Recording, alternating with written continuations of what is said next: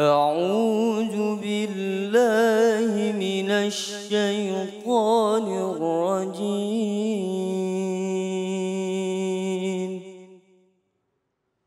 بسم الله الرحمن الرحيم.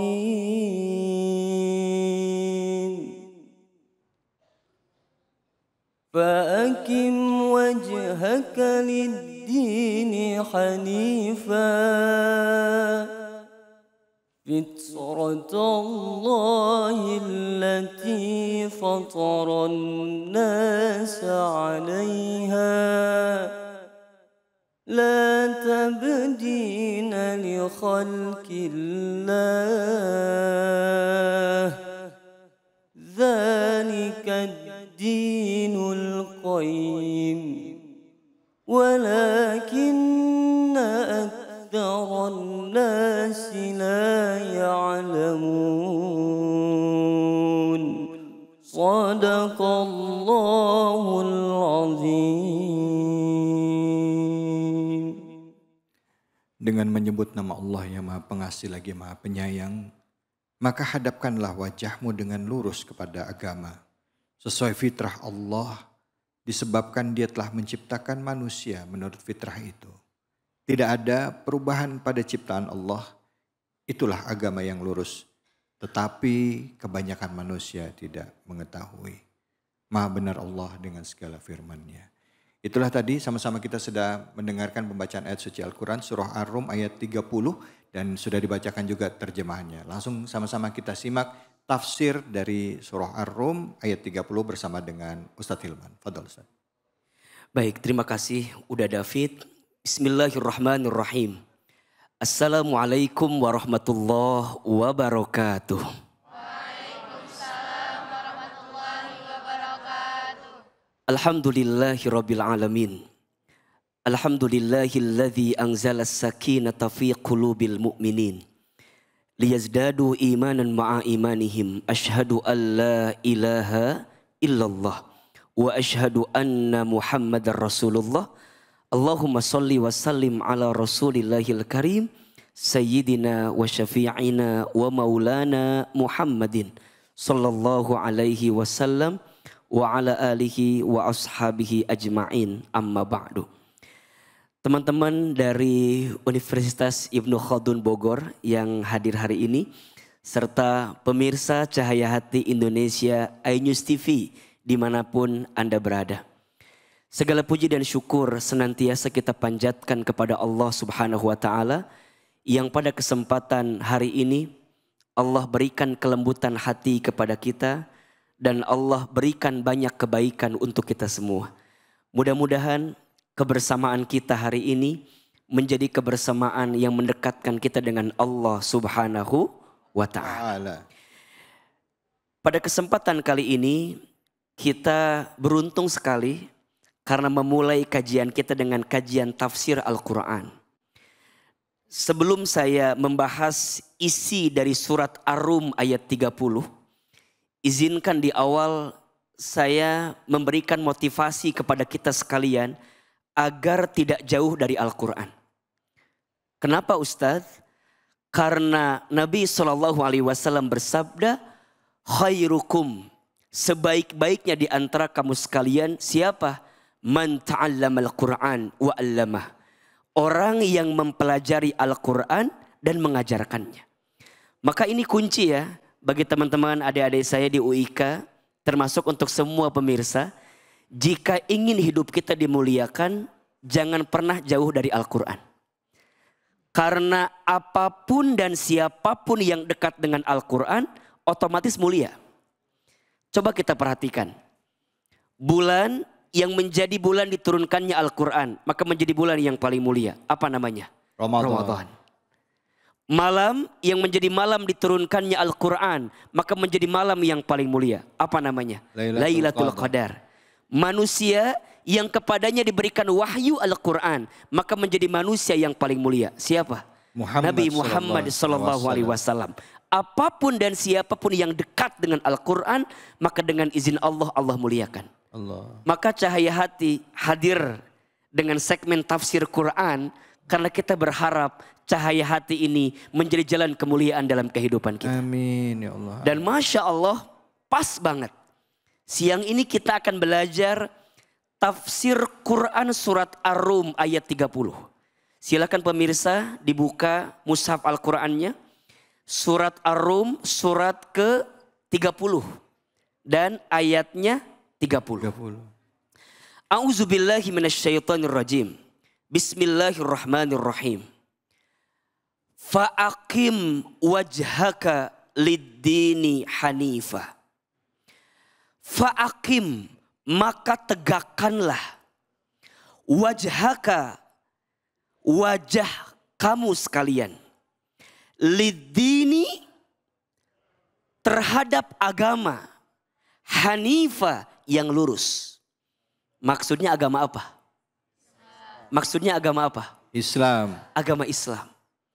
Maka di awal ayat ini kita diperintahkan oleh Allah untuk memantapkan hati, untuk meyakinkan hati, untuk memastikan diri kita bahwa tidak ada agama yang paling dekat dengan kebaikan dalam hidup kita kecuali Islam. Inna dina indallahil Islam. Sesungguhnya agama yang berada di sisi Allah Subhanahu wa taala adalah agama Islam. Maka kita diperintahkan untuk mantepin itu. Untuk meyakinkan hati kita. Untuk tidak ragu sedikit pun dengan syariat Islam yang dihadirkan dalam hidup kita. Dan ini menunjukkan kepada kita bahwa kita ini kan hidup menjalankan apa yang Allah perintahkan dan meninggalkan apa yang Allah larangkan. Betul apa betul? Dan ini kunci. Apapun aturan yang Allah hadirkan dalam hidup kita pasti mengantarkan kebaikan. Saya ulangi ya. Apapun aturan yang Allah hadirkan dalam hidup kita pasti mengantarkan apa? Kebaikan. Kebaikan. Makanya kalau ada perintah dari Allah kita lakukan. Karena di balik perintahnya pasti ada kebaikan. Kalau ada larangan yang Allah haramkan maka tinggalkan. Kenapa? Karena larangan itu kalau kita tinggalkan pasti mendatangkan kebaikan. Maka di awal ayat ini kita diperintahkan fa'aqim wajhaka lid-dini hanifah. Maka tegakkanlah wajahmu kepada agama tauhid hanifah yang lurus. Yaitu agama apa? Islam. Fitratallahi allati fataran nasa 'alaiha. Fitratallah, tetaplah kalian pada fitrah Allah. Allati fataran nasa 'alaiha, yang Allah telah menciptakan manusia. Allah menciptakan kita manusia. Coba sekarang saya mau tanya, yang menciptakan kita siapa? Allah. Yang mengatur hidup kita siapa? Allah. Yang menguasai tentang diri kita siapa? Allah. Yang paling tahu tentang kita siapa? Yang bisa menentukan apapun untuk kita siapa? Allah, Allah, Allah.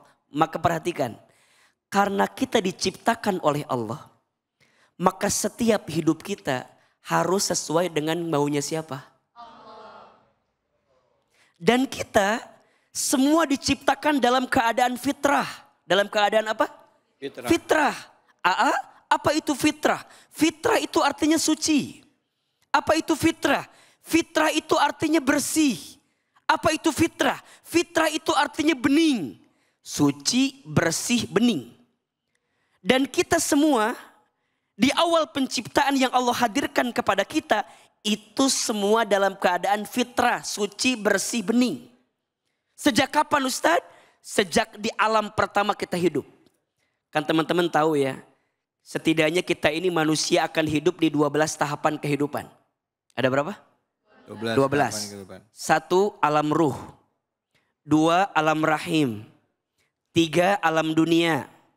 4 alam kubur. 5 alam kiamat. 6 alam dibangkitkan. Yaumul ba'ats. 7 alam dikumpulkan. Yaumul mahsyar. 8 alam ditimbang. Yaumul mizan. 9 alam dihitung, yaumul hisab. 10 alam diberikan pertolongan, yaumus safa'ah. 11 alam diperjalankan, yaumus sirat. 12 ditentukan tempat kekal kita, yaumul akhirah, surga atau Neraka. sejak di alam ruh kita diciptakan dengan kasih sayang Allah yang luar biasa. Allah hembuskan ruh kepada kita. Seraya Allah bertanya kepada kita waktu itu, Mas David. Apa pertanyaannya? Alastu birabbikum? Apakah engkau mengakui aku adalah Tuhan kamu sekalian? Dan dulu kita semua menjawab. Apa jawaban kita? Qalu bala syahidna. Ya Allah, aku bersumpah bahwa engkau adalah Tuhan aku. Tuhan kami. Maka dari situ kita sudah berjanji kepada Allah. Saat Allah meniupkan ruh kepada kita. Kita ini hidup untuk mengabdi kepada siapa? Allah. Kemudian Allah simpan kita di rahim ibu kita. Kemudian dilahirkan dalam keadaan fitrah. Nabi SAW bersabda. Kullu mauludin yuladu alal fitrah. Setiap anak yang lahir itu dalam keadaan apa? Fitrah. Fitrah. Apa yang merubahnya AA? Apa yang merubahnya Ahilman? Fa'abawaihi. Maka keadaan keluarganya lah, orang tuanya lah, lingkungannya lah, pergaulannya yang membuat dia yuhawidanihi, au yunassiranihi, au yumajjisanihi, menjadi Yahudi, menjadi Nasara, menjadi Majusi karena lingkungan yang dia dapatkan. Berarti begini, saya mau tanya, kenapa Allah perintahkan kita untuk menegakkan wajah kita pada agama ini? Berarti ujian ketika beragama itu ada atau tidak? Ada atau tidak? Ada. Ujian untuk istiqomah dalam ketaatan itu ada atau tidak? Ada. Ujian untuk meninggalkan maksiat itu ada atau tidak? Ada. Dikit apa banyak? Banyak. Banyak aja, banyak banget. Banget. Cius. Cius. Mie apa? Mie ayam. Mie goreng. Maka diperintahkan tetapkan hatimu di jalan agamamu. Walaupun godaan itu banyak, betul? Nih teman-teman adik-adik saya. Kan zaman-zaman usia begini kan godaannya luar biasa Mas David. Betul gak? Betul. Contoh. Misalnya kita punya teman, ya teman kita tuh mohon maaf ya. Melakukan sesuatu yang tidak baik. Contoh. Kita enggak. Tapi kan kadang-kadang perasaan hati mah suka kegoda ya. Kenapa ya? Yang lain mah udah punya gandengan. Aku mah kenapa enggak ya? Gitu. Ada juga pernah berharap sama seseorang.